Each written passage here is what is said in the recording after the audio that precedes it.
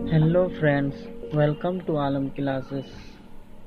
आज हम लोग पढ़ेंगे तीसरा अध्याय आंतरिक बल एवं उससे बनने वाली भू आकृतियाँ।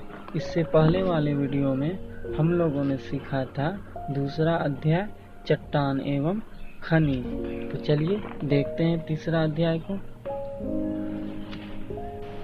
हमारी पृथ्वी की ऊपरी सतह प्लेटों में विभाजित है जो हमेशा गतिमान रहती है। उस गति के कारण कुछ प्लेटों एक दूसरे के पास आती है तो कुछ दूर जाती है, तो कुछ साथ साथ रहती है, जिसके कारण आपस में टकराहट होती है और कंपन शुरू होता है।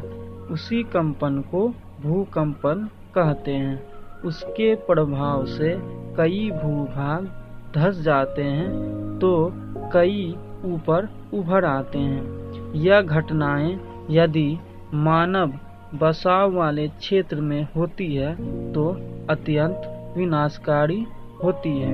तो हमारी जो पृथ्वी है उसकी जो ऊपरी सतह है वो प्लेटों में विभाजित है जो हमेशा गतिमान रहती हैं। उस गति के कारण कुछ प्लेट एक दूसरे के आसपास आ जाती है तो कुछ दूर जाती हैं, और कुछ प्लेट जो है साथ साथ रहती है, जिसके कारण आपस में टकराहट होती है और कंपन शुरू होता है। उसी कंपन को भूकंपन कहते हैं। उसके प्रभाव से कई भूभाग जो हैं वो धंस जाते हैं या तो ऊपर उभर आते हैं। यह घटनाएं यदि मानव बसाव यानी मानव जहां रहते हैं उस क्षेत्र में होती है तो अत्यंत विनाशकारी होती हैं। चलिए प्लेट को समझते हैं।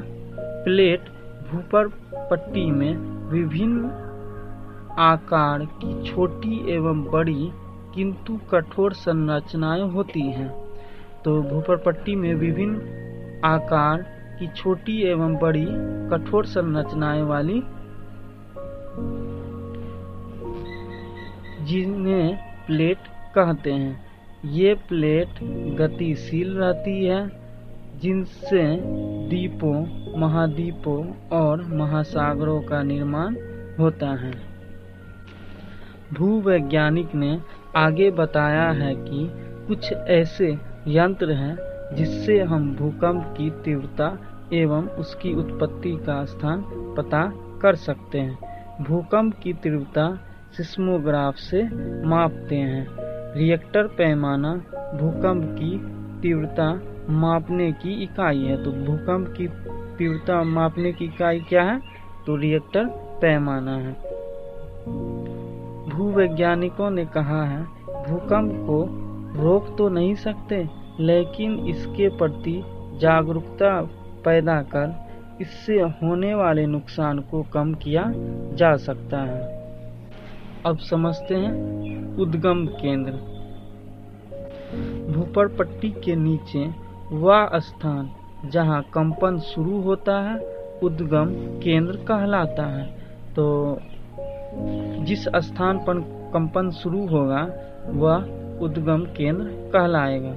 उद्गम केंद्र के भू सतह पर उसके निकटतम स्थानों को अधिकेंद्र कहा जाता है। अधिकेंद्र के कंपन बाहर की ओर तरंग के रूप में चलती है, जिसकी तीव्रता दूरी बढ़ने के साथ साथ ही कम होती जाती है। अधिकेंद्र के निकटतम भाग में सर्वाधिक कंपन होता है एवं जहां सर्वाधिक क्षति होती है। हमारी पृथ्वी प्लेटों में विभक्त है। पृथ्वी के अंदर ताप एवं दाब के कारण पदार्थ जो वो पिघली अवस्था में होती है, जिसे मैग्मा कहते हैं। तो मैग्मा किसे कहते हैं? तो पृथ्वी के अंदर ताप एवं दाब के कारण पदार्थ, जो भी पदार्थ है, वह पिघली अवस्था में होती है, जिसे मैग्मा कहते हैं। यह सदैव गतिशील रहता है। जहाँ कहीं भी पृथ्वी की परत कमजोर होती है वहाँ से यह धरातल के ऊपर धुएं, भाप, राख, आग, गर्म तरल के रूप में निकल आता है। तो जहाँ भी पृथ्वी की परत कमज़ोर होगी या मैग्मा जो है धरातल के ऊपर आएगी, जो कि धुएं, भाप, राख, आग, गर्म तरल के रूप में बाहर निकल आता है। भूकंप आने पर हमें क्या करना चाहिए? सबसे पहले तो हमें घबराना नहीं चाहिए। मजबूत मेज, पलंग या चौकी के नीचे छुप जाना चाहिए। आग वाले सामान, चिमनी, कमजोर छत या कमजोर दीवार से दूर हट जाए।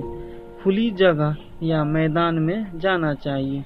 बिजली के खंभों, वृक्षों से दूर रहना चाहिए, क्योंकि यह उखड़कर आप पर गिर सकते हैं। भूकंप से बचाव के लिए भवन निर्माण में भूकंप रोधी तकनीक का इस्तेमाल करना चाहिए। प्राथमिक चिकित्सा बॉक्स तैयार रखना आदि होता है।